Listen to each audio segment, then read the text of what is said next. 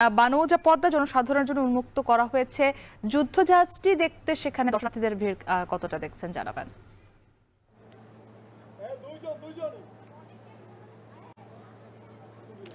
মুক্তি প্রতি বছরই কিন্তু বিজয় দিবসে নৌবাহিনীর যে যুদ্ধজাহাজের প্রদর্শনী সেটি কিন্তু হয়ে থাকে।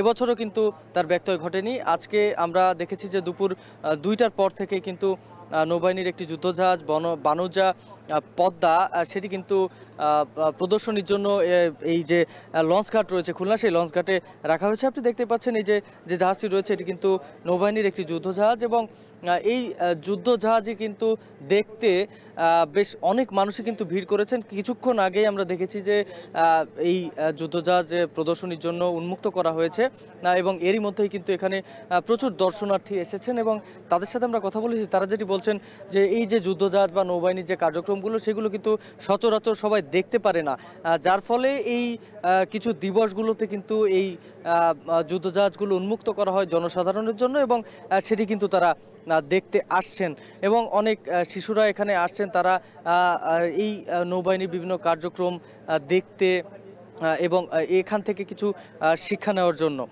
এর পাশাপাশি আপনাকে একটু তথ্য দিয়ে রাখি, নৌবাহিনীর এই যে জাহাজটি রয়েছে বানৌজা পদ্মা, এই জাহাজটি কিন্তু 2013 সাল নাগাদ কিন্তু এই জাহাজটি খুলনা শিপইয়ার্ড থেকে তৈরি করা হয় এবং 2013 সালের 24 জানুয়ারি এই জাহাজের যে মূল কার্যক্রম কমিশনিং সেটি কিন্তু হয়।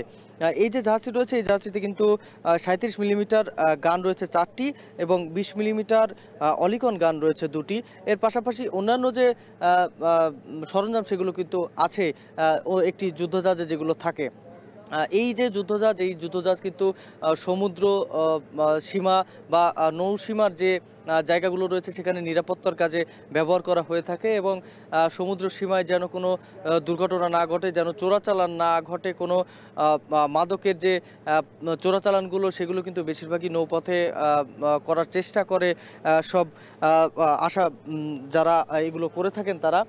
তবে এই যে জাহাজটি দেখছেন এখানকার কর্মকর্তারা যেটি বলছেন, এই জাহাজটি কিন্তু সেই সব নৌসীমা যারা যেখানে রয়েছে সেই নৌসীমাগুলো কিন্তু তারা নিরাপত্তা দিয়ে থাকেন। তো এখানের যারা সাধারণ মানুষ এসেছেন তারা কিন্তু বেশ সন্তোষ প্রকাশ করেছেন যে কারণ যে এই নৌবাহিনীর বিভিন্ন কার্যক্রম কিন্তু তারা দেখার সুযোগ পান না কখনোই, বা এই যে জাহাজগুলোতে ওঠার সুযোগও কিন্তু তারা কখনো পান না, শুধুমাত্র এই দিবসগুলো ছাড়া।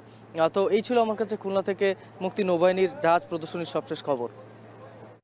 রামিম চৌধুরী যুক্ত ছিলেন খুলনা থেকে।